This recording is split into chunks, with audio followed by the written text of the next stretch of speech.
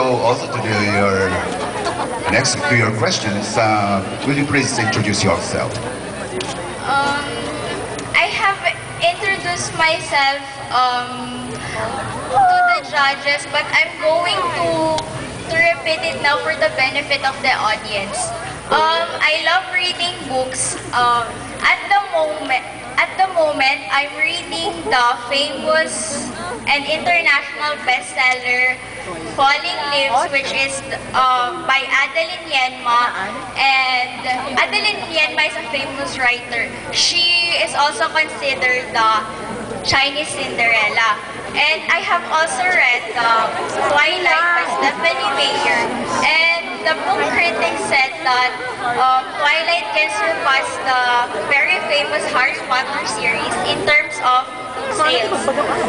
Aside from reading, I am also interested in baking. This is like our bonding time with my sisters, and we usually bake simple cakes, pastries, and cookies for my grandparents. Aside from swimming, I can also play the tennis. And last summer, when we went to the Bicol region, I learned how to knit board, which is very famous nowadays.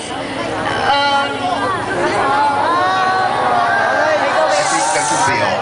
So your question is, during the open ceremonies, you committed quite a blunder when you started when you were introducing yourself.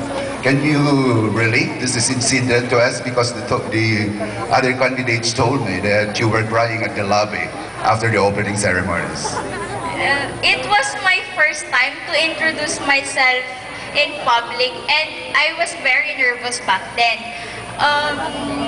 And sir, you just kind of distracted me in the middle of my introduction. You said that I should not, or I would not include the disadvantage of my sport, and then, but during our practice, you said that I should include it, and then my mind got tangled up and I didn't know what to say next. And this is one of the reasons why I joined this search, so that I can get the hang of speaking in public. And I also joined the debate team in our school so that I can learn how to express myself better. So, when we were taking the video footages, you refused to take a dip on the pool of mmsu. Why is that so? Because the pool in mmsu is very dirty. It is like infected with insects, and they're like living in there already, and I don't want to get sick.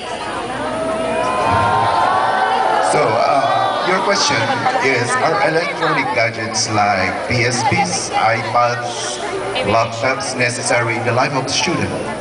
Not all electronic gadgets are necessary in the life of a student.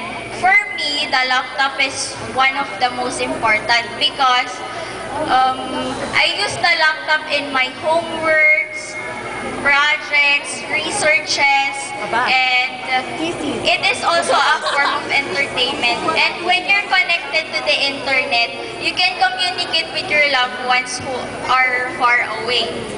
The second gadget that I can't live without is my iPod.